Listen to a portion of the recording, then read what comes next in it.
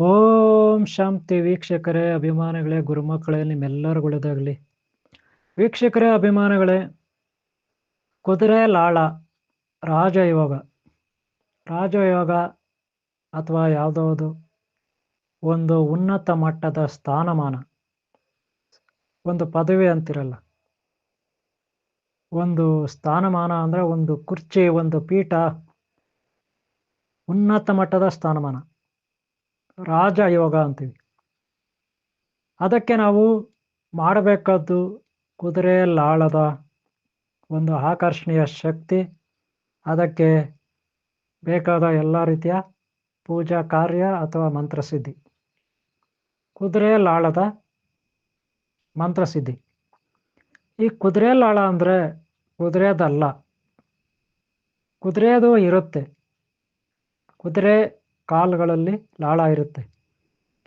ಅದನ್ನು ಕೂಡ ನಾವು ತಗೊಂಡು ಬಂದು ಮಂತ್ರಸಿದ್ಧಿ ಮಾಡಿಕೊಂಡು ಕೆಲವೊಂದು ಭಕ್ತರಿಗೆ ಅದನ್ನು ನಾವು ಕೊಡ್ಬೋದು. ಹಾಗೆ ಗ್ರಂಥಿಗೆ ಅಂಗಡಿಗಳಲ್ಲಿ ಕೆಲವೊಂದು ಸಿಗುತ್ತೆ. ಇವು ಕುದುರೆ ಲಾಳಗಳು ಅಲ್ಲ, ಆದರೆ ಅದೇ ಆಕಾರದಲ್ಲಿ ಇರುತ್ತೆ. ಇದನ್ನು ಯು ಶೇಪಲ್ಲಿ ಇರುತ್ತೆ.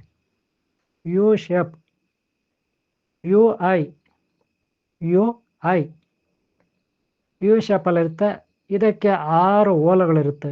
ಎಡಗಡೆ 6, ಬಲಗಡೆ 6 ಓಲಗಳಿರುತ್ತೆ. ಈ ರಂಧ್ರಗಳು ಕುಂಡಲನಿ ಸಾಧನೆ, ಮೂಲಾಧಾರ ಚಕ್ರ, ಸ್ವಾಧಿಷ್ಠಾನ ಚಕ್ರ, ಮಣಿಪುರ ಚಕ್ರ, ಅನಾಹತ ಚಕ್ರ, ವಿಶುದ್ಧ ಚಕ್ರ, ಆಜ್ಞಾ ಚಕ್ರ, ಈ ರೀತಿ 3 ಚಕ್ರಗಳ ಬಗ್ಗೆ ಇದು ತಿಳಿಸುತ್ತೆ. ಆದರೆ 7ನೇ ಚಕ್ರ ಇರೋದಿಲ್ಲ. ಅದರಲ್ಲಿ 7ನೇ ಚಕ್ರ ಇರೋದಿಲ್ಲ. ಅದು ಸಹಸ್ರಾರು ಚಕ್ರ. ಅದು ಬಂದು ಆಧ್ಯಾತ್ಮಿಕ ಉನ್ನತ ಮಟ್ಟದ ಒಂದು ಜ್ಞಾನವನ್ನು ಸಾರುತ್ತೆ. ಅದಕ್ಕೆ ಇದರಲ್ಲಿ 7ನೇ ಒಂದು ರಂಧ್ರ ಇರೋದಿಲ್ಲ, 6 ಮಾತ್ರ ಇರುತ್ತೆ. 6 ರಂಧ್ರಗಳಲ್ಲಿ ಒಂದೊಂದು ರಂಧ್ರ ಒಂದೊಂದು ಕಥೆಯನ್ನು ಹೇಳುತ್ತೆ. ಏನಪ್ಪ ಅಂದರೆ, ಮೊದಲನೇ ರಂಧ್ರ ಅದು ಎಡಗಡೆ ಇರಲಿ ಬಲಗಡೆ ಇರಲಿ, ಅದು ನೀವು ಯಾವ ಕಡೆ ಆದರೂ ತಗೊಳ್ಳಿ, ಒಟ್ಟಿನಲ್ಲಿ 6 ರಂಧ್ರ ಇರುತ್ತೆ. ಮೊದಲನೇ ರಂಧ್ರ ಮೂಲಾಧಾರ ಚಕ್ರವನ್ನು ಹೇಳುತ್ತೆ. ಮೂಲಾಧಾರ ಚಕ್ರ ಅಂದರೆ ಕಷ್ಟಗಳಿಂದ ನಾವು ಪಾರಾಗೋದು, ಈ ಭೂಮಂಡಲದ ಒಡೆತನವನ್ನು ನಮ್ಮ ಕೈಗೆ ತಗೊಳ್ಳೋದು. ಅಂದರೆ ನಾವೊಂದು ಮಂತ್ರಿನೋ, ರಾಜನೋ, ಇಲ್ಲ ಊರಿಗೆ ಪಾಳ್ಯಗಾರನೋ, ಅಥವಾ ಯಾವುದೋ ಆಫೀಸ್ಗೆ ಒಬ್ಬ ಹೆಡ್ ಅಂತಿರಲ್ಲ, CEO ಅಥವಾ ಪ್ರೆಸಿಡೆಂಟು ಅಥವಾ ಸೆಕ್ರೆಟ್ರಿನೋ ಅಥವಾ ಮ್ಯಾನೇಜರು ಅಥವಾ ಸೂಪರ್ಡೆಂಟು ಏನೋ ಒಂದು ಆಗ್ತಿರಲ್ಲ, ಅದು ಮೊದಲನೇ ದರ್ಜೆನಲ್ಲಿ ಮೊದಲನೇ ರಂಧ್ರ ಹೇಳುತ್ತೆ. ಹಾಗೆ 2ನೇ ರಂಧ್ರ ಏನು ಹೇಳುತ್ತಂದರೆ ಈ ಜಗತ್ತಿನ ಸೃಷ್ಟಿ. ಹಾಗೆ ನಮ್ಮಲ್ಲಿ ನಾವು ಏನು ಅಂದ್ಕೋತೀವಿ, ಏನು ಮಾಡ್ಬೇಕಂತ ಹೊರಡ್ತೀವಿ, ಆ ರೀತಿ ಆಕರ್ಷಣೀಯ ಶಕ್ತಿ, ನಮ್ಮ ಮಾತನ್ನು ಪ್ರಾಣಿಗಳು, ಪಕ್ಷಿಗಳು, ಜನಗಳು ಎಲ್ಲರೂ ಕೇಳಬೇಕು. ಅದು 2ನೇ ರಂಧ್ರ ಹೇಳುತ್ತೆ. ಹಾಗೆ ನಾವು ಅಭಿವೃದ್ಧಿ, ಈ ಜಗತ್ತಿಗೆ ಅಭಿವೃದ್ಧಿ ಬೇಕು, ನಾವು ಒಂದು ಸ್ವರ್ಗವನ್ನೇ ನಾವು ಸೃಷ್ಟಿ ಮಾಡಬೇಕು, ಅಥವಾ ನಮ್ಮ ಕೈಯೇ ನಡಿಬೇಕು, ನಾವು ಮುಟ್ಟಿದೆಲ್ಲ ಬಂಗಾರ ಆಗಬೇಕು, ಸ್ವರ್ಗ ಸುಖಗಳನ್ನು ಅನುಭವಿಸ್ಬೇಕಂದ್ರೆ ಅದು 3ನೇ ರಂಧ್ರ ಹೇಳುತ್ತೆ. ಇಲ್ಲಿ 3ನೇ ರಂಧ್ರಕ್ಕೂ 1ನೇ ರಂಧ್ರಕ್ಕೂ ಮಧ್ಯದಲ್ಲೇ ಇರುವ ರಂಧ್ರ ಇನ್ನೂ ಒಂದು ಹೇಳುತ್ತೆ, ಸಂತಾನ ಭಾಗ್ಯ. ಅಂದರೆ ವೈವಾಹಿಕ ಜೀವನ, ಹೆಂಡ್ತಿ ಗಂಡ ಹೆಂಡ್ತಿ ಇವ್ರ ಜೀವನ ಚೆನ್ನಾಗಿರ್ಬೇಕಲ್ಲ, ಅದಕ್ಕೆ 2ನೇ ರಂಧ್ರನೂ ಹೇಳುತ್ತೆ. ಸಂತಾನ ಭಾಗ್ಯ ಅದು ಹೇಳುತ್ತೆ 2ನೇ ರಂಧ್ರ. 3ನೇ ರಂಧ್ರ ಸ್ವರ್ಗ ಸುಖಗಳನ್ನು ಹೇಳುತ್ತೆ. ಇನ್ನು 4ನೇ ರಂಧ್ರಕ್ಕೆ ಬಂದರೆ ಅದು ವೈಕುಂಠ ಲೋಕ, ಅಂದರೆ ಮಹಾಲಕ್ಷ್ಮಿ, ಅಷ್ಟೈಶ್ವರ್ಯ ಮತ್ತು ಐಶ್ವರ್ಯವನ್ನು ಸೂಚಿಸುತ್ತೆ. ಹಾಗೆ ಕ್ರಿಯಾಶಕ್ತಿ, ನಾವು ನಮ್ಮ ಶರೀರವನ್ನು ನಮ್ಮ ಕಂಟ್ರೋಲಲ್ಲಿ ಇಟ್ಕೊಳ್ಳೋದು, ಆರೋಗ್ಯವನ್ನು ಹೆಚ್ಚಿಸ್ಕೊಳ್ಳೋದು, ಇದು 4ನೇ ರಂಧ್ರ ಹೇಳುತ್ತೆ. ಇನ್ನು 5ನೇ ರಂಧ್ರಕ್ಕೆ ಬಂದರೆ ಹೆಚ್ಚಿನ ನಮ್ಮಲ್ಲಿ ಆಧ್ಯಾತ್ಮಿಕ ಶಕ್ತಿ, ಅಥವಾ ಗುರು ಹಿರಿಯರು, ಅಣ್ಣ ತಮ್ಮ, ಅಕ್ಕ ತಂಗಿ, ಅಕ್ಕಪಕ್ಕ ಮನೆಯವರು, ಬಂಧು ಬಳಗ, ಮಿತ್ರರು ಎಲ್ಲರೂ ನಮ್ಮ ಮಾತನ್ನು ಕೇಳಬೇಕು. ಹಾಗೆ ನಾವು ಒಬ್ಬ ಗುರುವಾಗಿ ಇರಬೇಕು.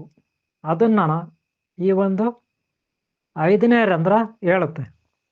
ನಮ್ಮ ಮಾತನ್ನೇ ಅವ್ರು ಕೇಳಬೇಕು, ನಮ್ಮ ಮಾತು ಅವ್ರಿಗೆ ಇಷ್ಟ ಆಗಬೇಕು ಅನ್ನೋದು 5ನೇ ರಂಧ್ರ.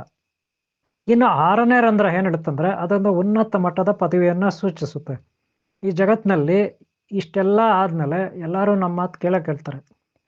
ಹಾಗೆ ನಮಗೆ ಐಶ್ವರ್ಯನೂ ಲಭಿಸುತ್ತೆ. ಹಾಗೆ ನಾವು ಎಲ್ಲ ರೀತಿಯಲ್ಲೂ ಸದೃಢರಾಗ್ತೀರಿ.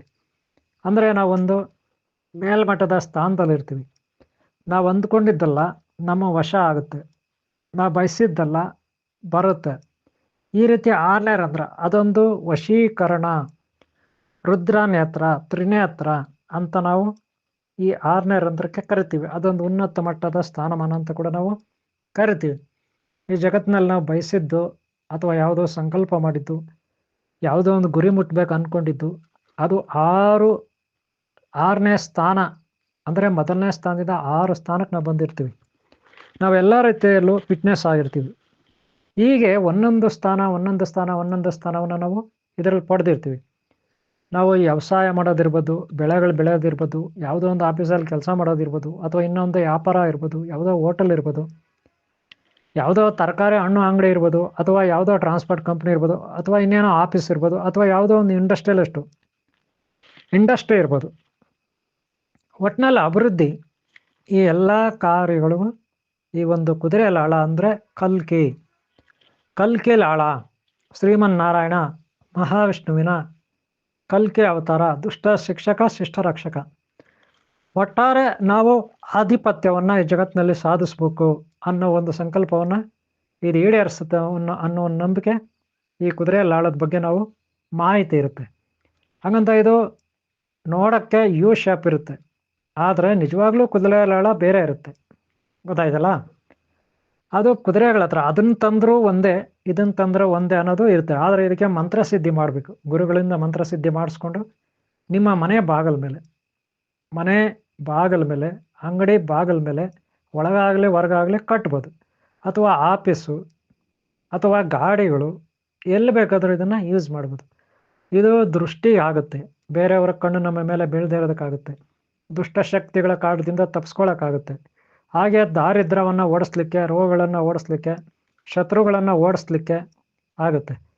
ಸಮಸ್ಯೆಗಳಿಂದ ಬಿಡುಗಡೆ ಆಗಲಿಕ್ಕೆ, ನಾವು ಉದ್ಧಾರ ಆಗಲಿಕ್ಕೆ, ಅಥವಾ ನಾವು ಎಲ್ಲ ರೀತಿಯಲ್ಲೂ ಆರೋಗ್ಯ ಭಾಗ್ಯವಂತರು, ಹಾಗೆ ಐಶ್ವರ್ಯವಂತರು, ಹಾಗೆ ಸ್ಥಾನಮಾನ, ಎಲ್ಲರಿಂದ ಒಂದು ಒಳ್ಳೆಯ ಮರ್ಯಾದೆ, ಗೌರವ, ಈ ಎಲ್ಲದಕ್ಕೂ ಇದು ರಾಜಯೋಗವನ್ನು ಸೂಚಿಸುತ್ತೆ. ಈ ರಾಜಯೋಗ ಕುದುರೆ ಲಾಳ, ರಾಜಯೋಗ ಒಟ್ಟಾರೆ ಕುದುರೆ ಲಾಳ. ಈ ಒಂದು ಕುದುರೆ ಲಾಳವನ್ನು ಆರಾಧಿಸಲಿಕ್ಕೆ, ಪೂಜಿಸಲಿಕ್ಕೆ, ಸಿದ್ಧಿ ಮಾಡಿಕೊಳ್ಳಲಿಕ್ಕೆ ನೀವು ಪ್ರಯತ್ನ ಪಡಿ. ಇದನ್ನಾದಷ್ಟು ಗುರುಗಳಿಂದ ಪ್ರಾಣ ಪ್ರತಿಷ್ಠೆ ಆದಂಥ ಕುದುರೆ ಲಾಳವನ್ನು ಮಾತ್ರ ಯೂಸ್ ಮಾಡಿ. ಸುಮ್ಮನೆ ಅಂಗಡಿಯಲ್ಲಿ ತಂದು ಮನೆ ಮುಂದೆ ಕಟ್ತೀವಿ ಅಂದರೆ ಅದು ಸುಮ್ಮನೆ ವ್ಯರ್ಥ ಆಗುತ್ತೆ. ಗೊತ್ತಾಯ್ತಲ್ಲ? ಇದಿಷ್ಟು ಈ ಕುದುರೆ ಲಾಳದ ಮಹಿಮೆ. ಕುದುರೆ ಲಾಳ ಅಂದರೆ ನಿಮ್ಗೆ ಗೊತ್ತಿರ್ಬೋದು, ರಾಜರು ಎಲ್ಲ ಕುದುರೆಗಳನ್ನು ಯೂಸ್ ಮಾಡ್ತಿದ್ರು. ಅದರ ಸಂಕೇತ ಇದು. ಹಂಗಂತ ನೇರವಾಗಿ ಕುದುರೆ ಲಾಳನೇ ಬೇಕು ಅಂತ ಏನಿಲ್ಲ. ಆ ರೀತಿ ಇರ್ತಕ್ಕಂಥ ಯಾವುದೇ ಒಂದು ಕುದುರೆ ಲಾಳ ನೀವು ಅಂಗಡಿಯಲ್ಲಿ ಸಿಗ್ತಕ್ಕಂಥದ್ದನ್ನು ಬಳಸ್ಕೋಬೋದು. ಆದರೆ ಆಕಾರದಲ್ಲಿ ದೊಡ್ಡದಾಗಿ ಮಾಡಿರ್ತಾರೆ ಇದು.